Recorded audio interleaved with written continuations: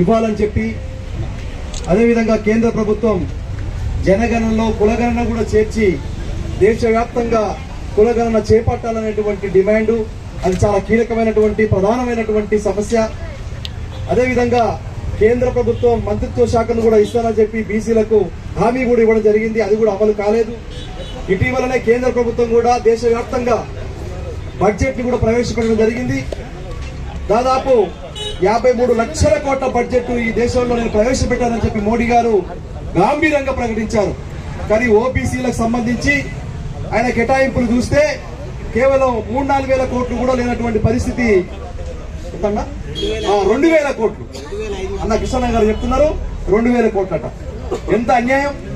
రాష్ట్రాలు ఇస్తున్నాయి 9,000 కోట్లు, 10,000 కోట్లు, 11,000 కోట్లు.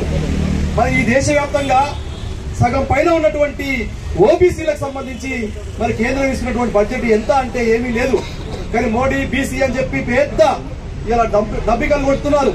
ఈరోజు మనం అందరం గమనించాలి. రాష్ట్రాలకు మీరు చేసుకోండి, రిజర్వేషన్ ఇవ్వండి, పెంచండి, మీరు కులగణన చేయండి అని చెప్పి రాష్ట్రాల మీద తుపాకీ పెట్టి కాలుస్తా ఉన్నాడు. కానీ ఒకటి మనం గమనించాలి. ఇలా కేంద్ర ప్రభుత్వం ఏ రిజర్వేషన్ కూడా రాష్ట్రాలకు చేయకుండా హక్కు లేకుండా చేసింది. కేంద్రమే చేసే విధంగా ఒక చట్టం కూడా తీసుకొచ్చారు. అది మనం బీసీలందరూ కూడా గమనించాలి. మీరు రాష్ట్రాలు చేసుకోండి అని చెప్పి మన మీద నెట్టి చేయకుండా కేంద్రంలో కుట్ర చేసేటువంటి ఒక కార్యక్రమం జరుగుతుంది. అందుకోసం కేంద్ర ప్రభుత్వం నిజంగా ఓబీసీల పట్ల రిజర్వేషన్ పెంచే విధంగా కనుక ఉంటే వెంటనే దేశవ్యాప్తంగా జనగణనలో కులగణన చేర్చి కులగణన అనేటువంటి దేశవ్యాప్తంగా నిర్వహిస్తే అది చట్టబద్ధత అవుతుంది.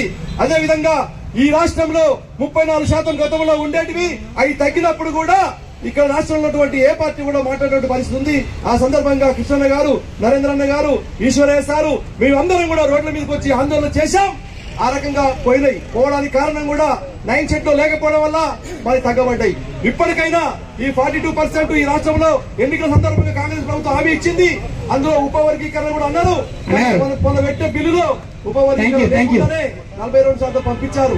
అది కూడా చేర్చి 42% సాధన కోసం అన్ని కులాలుగా మనం అందరం కూడా పోరాడి ఈ రిజర్వేషన్ సాధించుకోవాలి.